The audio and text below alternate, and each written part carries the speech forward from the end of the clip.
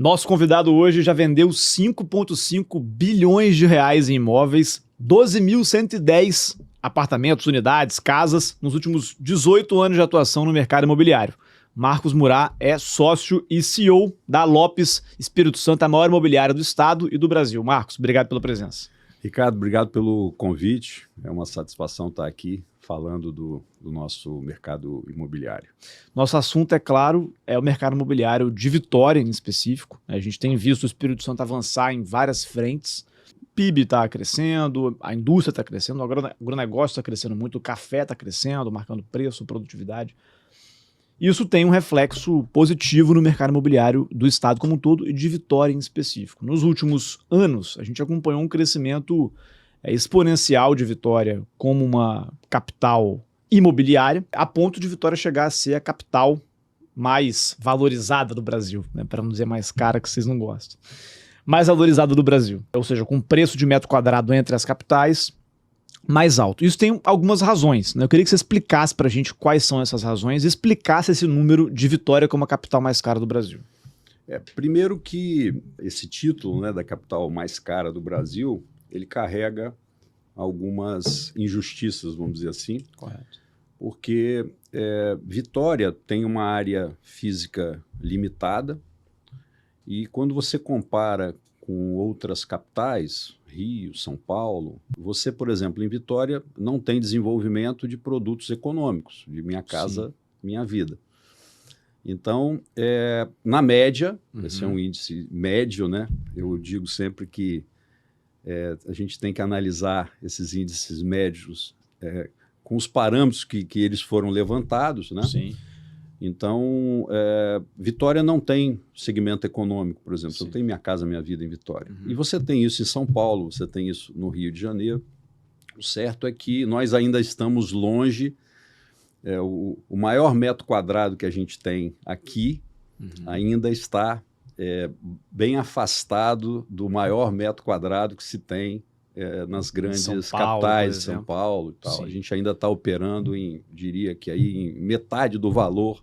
Se você comparar bairro nobre com bairro nobre, a gente ainda está distante. Então, eu não diria que é a capital mais cara. Na média, quando você pega esse índice levantado pelo FIPE-ZAP, né, que faz essa média, é um número que é um dado. Um dado. Não traz uma verdade, que os preços, a perspectiva hoje continua na nossa visão, por vários indicadores que a gente pode debater aqui, numa perspectiva de valorização, Sim. Apesar de já termos tido uma valorização forte nos últimos anos, mas todos os indicadores levam a uma previsão de um viés, aí a gente depende dos fatores nacionais, macroeconômicos, mas a tendência, o viés, continua um viés de valorização nos principais mercados, tanto Vitória quanto Vila Velha. Sim. A gente teve uma valorização expressiva nos últimos 4, 5 anos, né? Algumas áreas chegaram a mais do que duplicar o preço de metro quadrado. Quando a gente conversa com o mercado, a expectativa, até por ser um momento hoje, um momento econômico de juros mais altos, um momento onde a economia parece estar arrumando a uma desaceleração, uma inflação maior, parece que os preços não vão subir nos próximos anos como subiram nos últimos. Nós fizemos um levantamento nosso, a própria DEME também fez esse levantamento uns 2 anos atrás, mas nós fizemos um levantamento dos últimos 10 anos, dos lançamentos que a gente fez no período pós-Dilma, porque o pós-Dilma gerou um viés de alta, começaram novamente os lançamentos, né? Sim. E se a gente pegar tudo que a gente lançou, se a gente pega o valor do lançamento, da época do lançamento, e hoje o preço de venda desses imóveis, e nesse período a gente viveu oscilação de juros, subida, descida, nesse período todo. Então, nesses 10 anos, se a gente pegar tudo que a gente lançou, a gente fez esse levantamento, nenhum desses lançamentos que a gente fez nas regiões mais nobres da cidade perdeu para o CDI. Né? Então, assim, teve uma valorização importante. A gente teve ganho em relação ao CDI, alguns casos expressivos, mas no pior dos casos a gente teve um empate. Lembrando que o imóvel, você tem, além da valorização intrínseca dele, você tem a possibilidade de oferir renda depois que ele está pronto, que você pode locar, né? Isso não está nessa conta. Se a gente botar isso na conta, fica mais favorável ainda. E a gente tem dois dados, por exemplo, se você pega o levantamento da própria Futura, com a Apex, que acompanha bastante aí a evolução do mercado, você tem hoje tudo que está lançado, você tem em média em disponibilidade 22%, 23%, se você pegar do que já foi lançado em disponibilidade para venda no mercado. Então, um dado bastante salutar. Se você for pegar um outro indicador importante, que é imóvel pronto, ainda em propriedade da incorporadora. Sim. Esse número é menor ainda, é baixíssimo em todas as tipologias, 2, 3, 4, imóveis comerciais. Quer dizer, imóveis comerciais, então, você não tem lançamento há bastante tempo. Eu prevejo que a gente tem até uma oportunidade aí de mercado nesse segmento. Mas a gente não tem estoque, porque um dos indicadores que segura preço é quando a incorporadora fica com o imóvel em estoque. E aí, por diversos motivos, eventualmente para remunerar os investidores ou para pagar um financiamento à produção, ela precisa se desfazer e aí ela precisa, eventualmente, aumentar, diminuir o valor dos apartamentos. Isso não existe, porque você não vê estoque. Você pega aqui as regiões mais nobres de Vitória, por exemplo, as incorporadoras não têm disponibilidade de imóveis para venda. E quando tem, são poucas unidades que são consumidas rapidamente. E a gente tem visto as negociações de novos negócios que estão em formação, vamos dizer assim, e sempre as negociações de terreno estão remetendo para preços maiores. Então, pouca oferta. Eu diria que a gente vai continuar com o viés a depender da situação do macroeconômico. Sim. Assim, fala-se muito que Vitória tem poucos terrenos, né? Se a gente fizer uma análise fria, algumas regiões de Vitória realmente têm poucos terrenos, como é a região 5, a região mais nobre, a região da Enseada do Suá, a região da Praia do Canto. Ali, sim, tem poucos terrenos.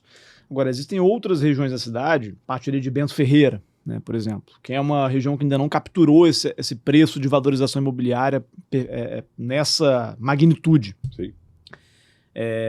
A região, por exemplo, de Jardim da Penha, que apesar de não ter poucos terrenos, tem alguns terrenos, ou até lá perto do aeroporto, na divisa com a Mata da Praia lá, que tem muitos terrenos de casas, que eu sei que não pode subir prédio, mas que tem espaço para algum tipo de trabalho e valorização comercial. Inclusive o próprio Jardim da Penha, com retrofits, por exemplo. O centro de Vitória, que também é um potencial alvo de retrofits, como foi feito em vários lugares do mundo. Ou seja, de fato, não tem terrenos disponíveis nas regiões nobres de verticalização, como Enseada do Suá e Praia do Canto, mas existem terrenos e oportunidades de alterações imobiliárias, seja retrofit, seja mudança de perfil do imóvel, pegar um hotel, transformar em comercial, pegar um comercial, transformar em residencial, em vários lugares da cidade, né? Então, Vitória é uma cidade que tem muito a explorar no sentido de aumentar o padrão qualitativo dos seus bairros que não capturaram essa valorização imobiliária nessa magnitude nos últimos anos. Então, minha pergunta é, como que você enxerga os outros bairros que não Praia do Canto e Enseada do Suá? Bento Ferreira, centro de Vitória, que está trabalhando com preços 10%, 20% do preço da Praia do Canto, Mata da Praia, Jardim da Penha, Jabur, aquela região do aeroporto, que ainda, enfim, é uma região bem localizada, porém com outro tipo de ocupação. Como é que você enxerga esses outros bairros que não Praia do Canto e Enseada do Suá? Eu vejo que esse desenvolvimento que está acontecendo nessa região de Praia do Canto, Enseada, Mata da Praia, eu diria que são os 3 principais, os bairros mais nobres, assim, com maior preço de metro quadrado, eles vão se irradiando. Você pega a Praia do Canto, há alguns anos atrás, se você se aproximasse ali da região da Reta da Penha, muitas pessoas torceriam o nariz, não, ali eu não quero. E hoje você vê... Novo Miolo. Você vê aquilo explodindo. A Praia do Canto, por exemplo, ela está virando um bairro, está se ampliando, né? Ele está ficando nobre em quase toda a sua totalidade, e em breve será em sua totalidade. Isso vai irradiar, está irradiando para Santa Lúcia, para o Barro Vermelho. A Enseada do Suá já veio nesse desenvolvimento, aliás, muito me orgulha, né, ter participado. A Lopes está completando 18 anos aqui no Espírito Santo. Nossa associação com a Lopes foi de 2007. E ela nasceu nesse início do desenvolvimento dos grandes projetos na Enseada do Suá. Isso começou em 2007, com a abertura de capital das empresas nacionais, que começou em 2007. Então, a gente participou ativamente do início aí do desenvolvimento e vivenciou isso muito envolvido, né, no processo tanto de negociação de terreno, concepção de produtos, né, todo esse desenvolvimento da Enseada do Suá. E se você pegar hoje a Enseada, por exemplo, que é um desses exemplos, estamos falando de 2007, estamos em 2025. Agora a Enseada do Suá começa a ter uma ambiência que se aproxima, por exemplo, do que é muito desejado na Praia do Canto, por exemplo. Porque, por uma iniciativa, inclusive, do PDU, da mudança do PDU, se incentivou a ocupação residencial com lojas no embasamento dos empreendimentos. Esses empreendimentos estão ficando prontos, são empreendimentos belíssimos, completos.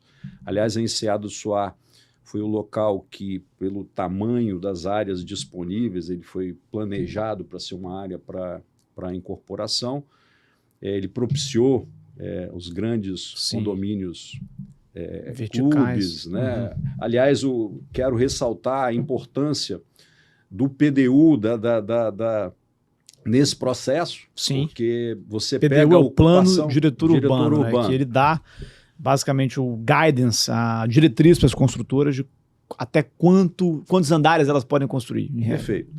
E você vê a ocupação hoje da Enseada do Suá, que permite uma verticalização com coeficientes de ocupação reduzidos, mas você permitiu um bairro que as torres ocupam, sei lá, 25% da área dos terrenos. Então, muita ventilação, diferente, por exemplo, de Jardim da Penha. Sim. Jardim da Penha, pela limitação... Meio Rio de Janeiro. Você tem o mesmo coeficiente com limitação da altura do empreendimento.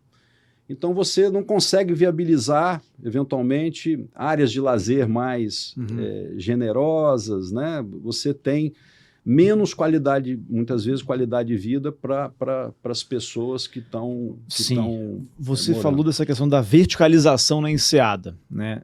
É um bairro que tem uma formação diferente dos demais bairros de Vitória, que costumam ter prédios menores. E por isso eu vejo que algumas pessoas têm um preconceito com a verticalização. Vamos lá. Está subindo prédio muito alto, como se isso fosse algo ruim. Quer dizer, é importante a gente explicar que quando você tem pouco terreno e pouco andar, a tendência é que o preço fique mais caro, porque a oferta é reduzida. Quando você tem pouco terreno e consegue subir andares mais altos, a tendência é que o preço seja um pouco mais acessível, porque você tem uma oferta maior. Isso é o que aconteceu em Singapura, por exemplo. Você consegue morar muito bem perto do centro, pagando valores razoáveis. Quando você restringe muito a capacidade de subir andares em prédios, você está encarecendo os imóveis. Ponto. Então, as pessoas precisam entender que verticalização não é sinônimo de especulação imobiliária, é sinônimo de um uso correto, desde que, é claro, seja feito um uso correto do solo, das vizinhanças, né, do impacto ambiental e etc. O uso correto, o melhor uso deveria ser uma verticalização de fato. Se você pega, por exemplo, você pega o coeficiente, que aliás aqui é um coeficiente baixo de aproveitamento comparado Sim. com outros. Se você pega, Sim. você falou muito bem, você pega Goiânia, por exemplo, Sim.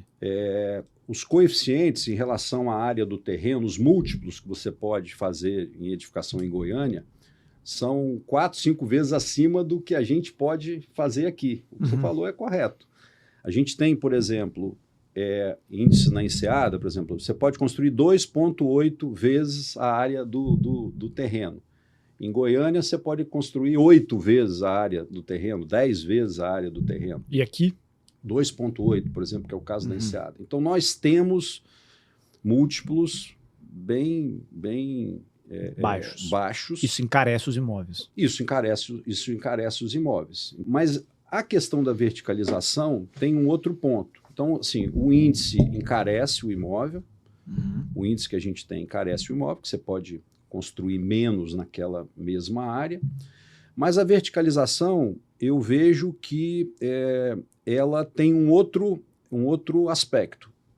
Se eu não mudar o índice, vamos falar de Jardim da Penha. Jardim da Penha tem um índice, sei lá, 2, múltiplo de 2. Se eu mantiver o índice, se eu mantivesse o índice de 2, mas pudesse verticalizar mais, com a mesma metragem, mas um pouco mais vertical, eu traria uma valorização desses imóveis, da qualidade de vida, porque você pega, muitas vezes você tem que fazer um prédio muito colado no outro, você passa a não ter vista, você tem menos ventilação, menos área livre para a área de lazer. Então, a gente vê que quando você tem mais liberdade, em índices ainda baixos, mas quando você tem mais liberdade, o conjunto fica mais agradável, claro. Tanto é que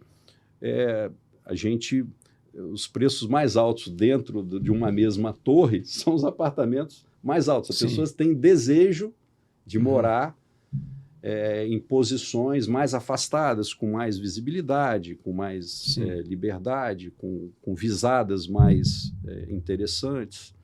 Então, é um pouco disso aí.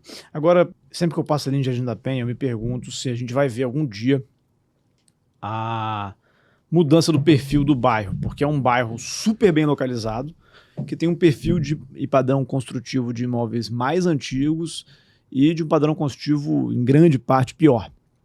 Você acha que a gente pode ver, em algum horizonte de tempo, a possibilidade de verticalização de Jardim da Penha, pelo menos de parte de Jardim da Penha? É um assunto até um pouco...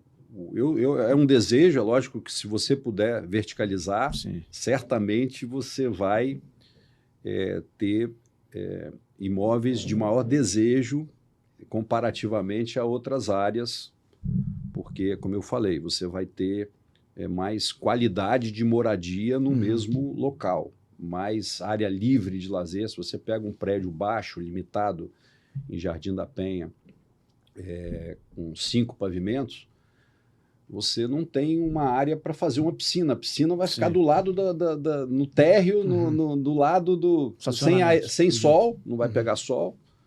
Então, você tem áreas de lazer mais limitadas, você tem apartamentos de fundos que vão ficar a 6 metros de um outro prédio. Então, você mora sem olhar a rua, você olha um outro... Então, assim, isso limita o valor, porque esse apartamento não atinge o mesmo preço se ele... Então, assim, é desejável, eu vejo isso como positivo, né? Mas se vai ser implementado, eu gostaria que fosse, mas eu não sei se isso vai acontecer. Show. Centro de Vitória. Por que os imóveis no centro valem 10 a 20% do valor da Praia do Canto? Eu diria que o centro, assim, a gente até, vou ser franco, né? O mercado ele vem muito com A Lopes, no nosso resultado, por exemplo, se você pegar o nosso resultado, a gente atua tanto em imóvel primário, quanto no setor primário, quanto no setor secundário. Tá? Aliás, muitas vezes a Lopes é confundida como uma incorporadora, e não é uma incorporadora, é uma imobiliária completa, com todas as soluções, que atua tanto no mercado primário quanto no mercado secundário. A gente vê que as regiões são transformadas com os novos lançamentos. Então, vem um lançamento que transforma uma região. Exemplo, Taj em Vila Velha. O Taj em Vila Velha, o mesmo lançamento ali que está nessa direção ali, que foi feito do UNA ali. Então, vem um lançamento imobiliário, transforma uma região, e aí isso vai refletindo nos imóveis do setor secundário, né? E a região vai se desenvolvendo. Então não chegou ainda, quer dizer, vai chegar, quer dizer, não sei quanto tempo, não chegou, vai ter uma valorização, porque como subiu muito as regiões mais nobres, isso irradia, a pessoa quer morar dentro da ilha, tem uma certa... A gente tem qualidade de vida aqui, tem boa mobilidade, né? É perto. Sim. Então começa a gerar uma valorização do centro. Mas eu entendo que ainda ele vai se potencializar no momento que a gente o mercado imobiliário começar a olhar para novos empreendimentos, novos lançamentos que vão qualificar cada vez mais o centro, e aí isso vai se potencializar mais ainda. E você pega regiões de centros históricos de outras cidades, até ligadas a portos, por exemplo, Puerto Madeiro na Argentina, por exemplo, The Wharf lá em Washington DC, algumas regiões de Lisboa, o Brooklyn em Nova York, aquela região da fronteira ali com vista para Manhattan. Essas regiões todas foram retrofitadas, pegaram centros antigos, estavam imóveis muito debelados, preços muito baixos, compraram, retrofitaram, reconstruíram com incentivos da prefeitura para fazer isso, e aí você teve uma mudança de dinamismo, de ocupação, de comércio para essas regiões muito forte. Hoje não é o que a gente vê no centro. O centro era, há 30 anos atrás, 40 anos atrás, o coração pulsante da cidade. Hoje é, em grande parte, uma região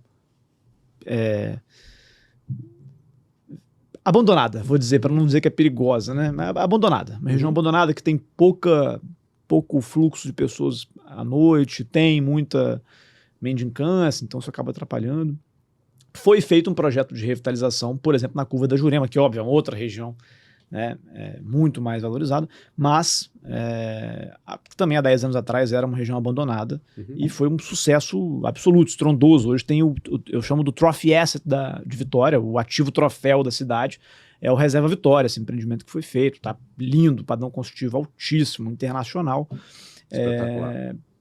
realmente singular, não tem nada semelhante àquilo, é algo único, né? E assim acompanhou a valorização de toda a região, e não só imobiliária, a valorização humana do espaço, né?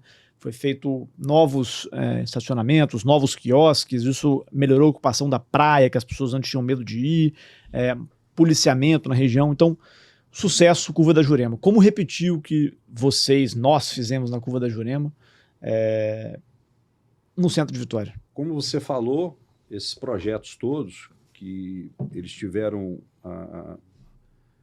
a intervenção do poder público, um trabalho conjunto do poder público com a iniciativa privada, né, em todos esses projetos. Eu acho que vai chegar esse momento, vamos dizer assim, mas talvez, assim, do que eu estou vendo de mercado, isso vai ser uma coisa ocupando ali a orla, vindo da Enseada do Suar, via Beira-Mar, tem um projeto lá de revitalização da Beira-Mar, né, também. Então, acho que ele vai vir ali naquela região e vai chegando lá no centro de forma... Eu enxergo um pouco mais nesse vetor, né? Assim, de uma ocupação mais próxima dos eixos mais envolvidos, as pessoas querem morar, né? E aí você vai criando valor nessas regiões e vai chegando para o centro. Eu não vejo que vai haver um salto da região da Enseada diretamente para o centro. Eu vejo um processo ocorrendo, mas a atuação, lógico que você pode ter revitalização, você ter casos assim, mas eu acho que isso ele tem que vir junto com a ocupação residencial mais qualificada da região. Então eu enxergo isso junto com a vinda de pessoas para morar, que é o caso da própria Enseada do Suá hoje. A Enseada do Suá hoje, e você vai ver a Enseada do Suá daqui a 4 anos, quando esses belos empreendimentos que estão surgindo, com térreos ativos, com lojas. Você pega um projeto na Enseada do Suá, a gente lançou uma agora recentemente, o Universe, são 350 apartamentos, equivalem a 10 prédios da Praia do Canto, com térreo ativo, com lojas, com escritórios, né? Então, a Enseada do Suá, daqui a 4 anos, ela está se formando um novo bairro. Aí ele preenche ali a Enseada, e aí você vai transmitindo isso para as regiões em volta, né? Bento Ferreira, a região ali da Beira-Mar. Então eu acredito mais nesse vai caminhando para lá. Boa. Bom, falamos de centro, falamos de Enseada, falamos de Praia do Canto. Uma pergunta importante, Marcos, vocês fizeram ao longo desses últimos 18 anos um resultado excepcional, 12.110 apartamentos, e eu queria entender um pouco mais esse mercado dos corretores, né? O que diferencia um corretor bom de um corretor ruim? E o argumento financeiro, né? Cada vez mais a gente teve uma entrada de CPFs nas bolsas de valores, né? As pessoas começaram a entender mais de mercado financeiro e hoje você pega aí um título que vai te pagar de 1 a 1,5% líquido ao mês, né? O 15% a 18% ao ano, dado que o juro está alto. E aí quando você começa a fazer essa conta comparando com o imóvel, a conta começa a apertar para o lado do imóvel. Né? Quer dizer, em 3, 4 anos você basicamente duplica o seu capital livre de imposto, com dinheiro na conta mensal. Qual é o argumento que vai sustentar a venda de imóveis daqui para frente, aqui em Vitória? E como que os corretores precisam trabalhar isso para conseguir fazer com que essa conta continue fazendo sentido? Primeiro, a Lopes está completando, falando a primeira parte da sua pergunta, a Lopes está completando 90 anos de Brasil, 18 anos aqui no Espírito Santo. E uma das coisas que mais nos orgulha nesses 18 anos é a formação do nosso time. A gente tem um time, como a gente participou dos principais lançamentos imobiliários desse período, e a gente formou um time de diretores, de gerentes muito qualificado e que está conosco e que viveu todo esse período. Então, grande parte desse resultado, não sou eu que estou só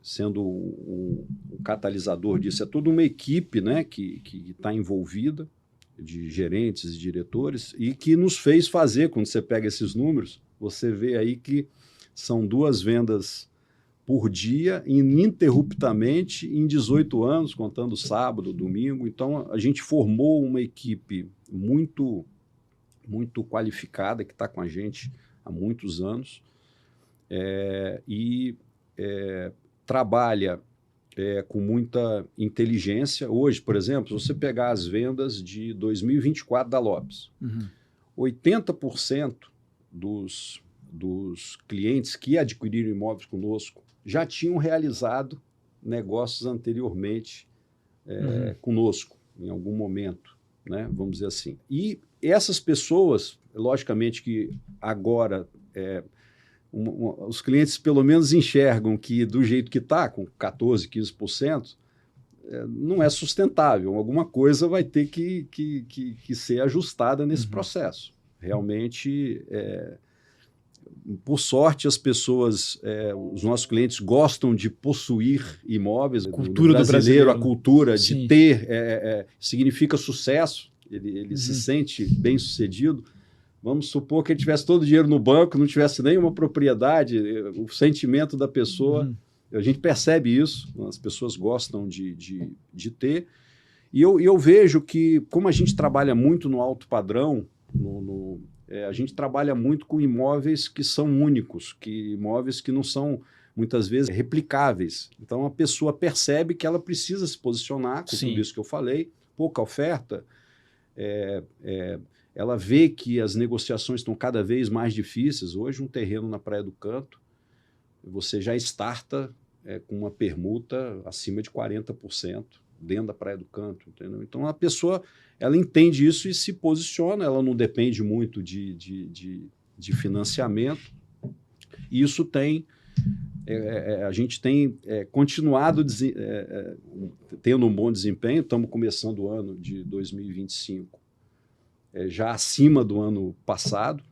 Então, o mercado de alto padrão continua, a despeito da taxa de juros, continua por esses motivos que eu te falei. E mais do que isso, quer dizer, quando você pega no horizonte de mais longo, porque não adianta eu ficar competindo num espaço curto, mas todo mundo, se eu pegar um horizonte, esse estudo que eu te falei, de 10 anos, nós não perdemos em nenhum caso para o CDI. Agora, no curto prazo, realmente fica mais complicado. Sim. Os juros estão muito elevados. Mas todo mundo que investiu, desde que... por que o mercado tem se valorizado? Porque as pessoas têm tido resultado com as compras, por isso que continua crescendo. Muito difícil, em médio e longo prazo, você perder dinheiro com investimento imobiliário. Então, a gente nem fica nessa disputa de taxa que a pessoa que... Como é que eu vejo? A pessoa que ela tem condição de segurar um pouco mais, vamos dizer assim, né? Não precisa vender por alguma necessidade urgente, em algum momento você vai capturar esse valor. A gente gostaria de mais estabilidade, de uma forma geral. A gente precisava ser mais a gente ter políticas que... Sim, Brasil é uma montanha-russa. Brasil é uma montanha-russa, né? Então, se a gente fosse menos atrapalhado, vamos dizer assim, a gente daria melhor.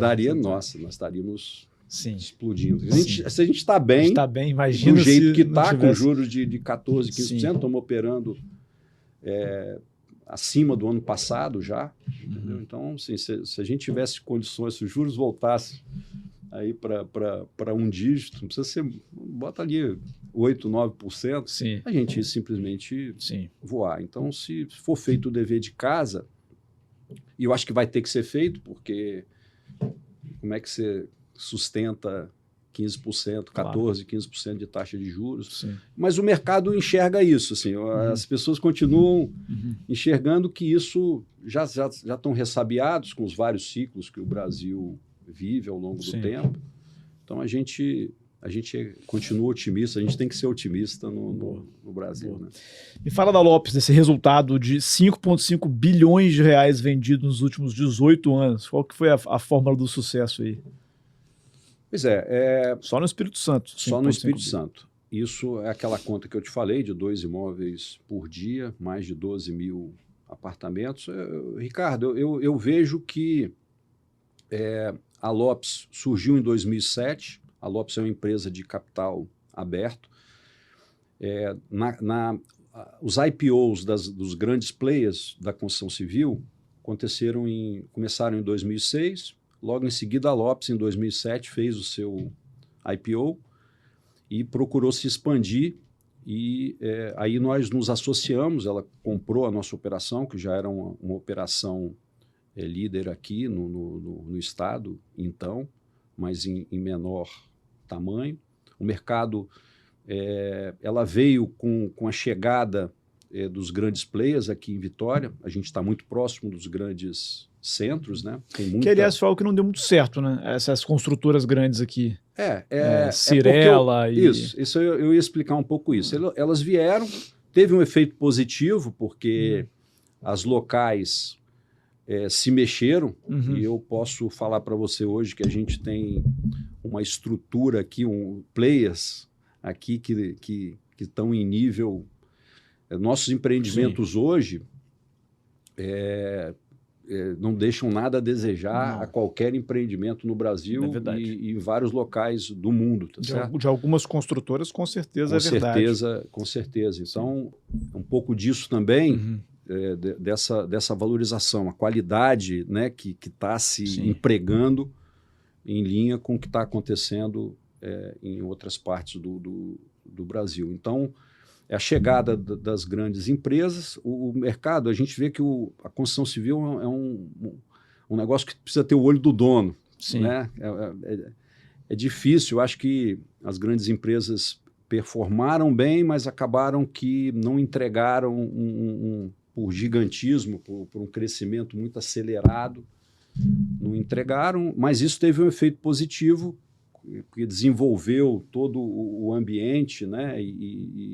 E trouxe profissionalização para o mercado, a Lopes incluída. A Lopes, ela participou desse processo no Brasil inteiro, então foi ela que concebeu inicialmente esses grandes condomínios clubes, com lançamentos, com decorados, com belos estandes de venda, com toda essa estratégia para o lançamento imobiliário.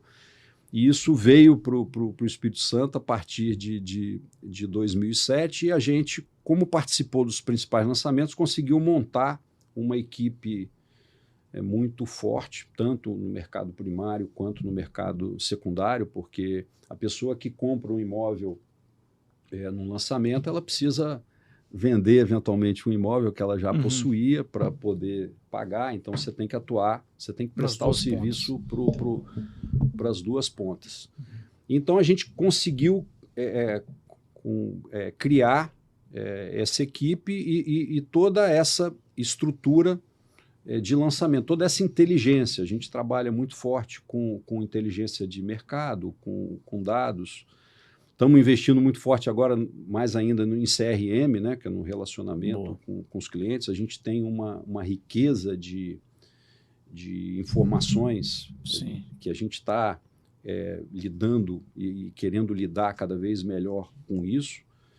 E é um trabalho muito ativo de você se comunicar com essa base de forma ativa para gerar resultado para os nossos parceiros incorporadores. Muito bom. Marcos, parabéns pela trajetória aí desses 18 anos, parabéns por participar tão proativamente, liderando esse crescimento do nosso mercado imobiliário aqui do Espírito Santo. Isso acho que orgulha a todos nós. É importante a gente ver esse progresso acontecendo aqui. Ninguém quer morar numa cidade abandonada, né? A gente precisa morar numa cidade pujante, que cresce, que desenvolve, que tem novidade. Isso atrai investimentos, isso atrai gente, isso melhora a qualidade de vida de todo mundo no fim do dia, porque melhora os espaços públicos, aparelhos públicos, melhora o lugar que a gente vive no fim do dia. Uma última pergunta que eu queria te fazer é o Reserva Vitória lá. Eu acho que é o grande ativo, troféu da cidade hoje em termos imobiliários. Por que o Reserva Vitória foi esse sucesso estrondoso? O Reserva Vitória, ele reúne algumas características que eu reputo como muito únicas, né? E, primeiro, a proximidade dele com o mar, um local único, irreplicável. Primeiro que são áreas, você tem um terreno ali, por exemplo, de 5.400 metros para 62 moradores. Quando você faz essa conta, é uma relação área por morador das maiores do mercado imobiliário. O projeto foi muito inteligente, então você tem edifícios, né? Você tem alas, né? Então você mora com apenas você e mais 8 vizinhos, com 2 elevadores. Quer dizer, Sim. você tem, ao mesmo tempo, muita área de lazer. Você pega esses 5.400 metros de terreno, você tem aproximadamente 2.600 metros de lazer e paisagismo. Então, você tem muita conveniência embarcada, está do lado do shopping, do lado de um parque, e tem muita privacidade se você quiser ao mesmo tempo, porque você tem essa característica de morar em uma ala com apenas 9 moradores e 2 elevadores. A qualidade com que ele foi concebido, os profissionais envolvidos, paisagismo, decoração. Então, assim, é um empreendimento único que ficou muito, muito diferenciado, numa região única, né? Sim. O desafio é você pegar no Brasil uma conjunção de fatores tão atrativa, né?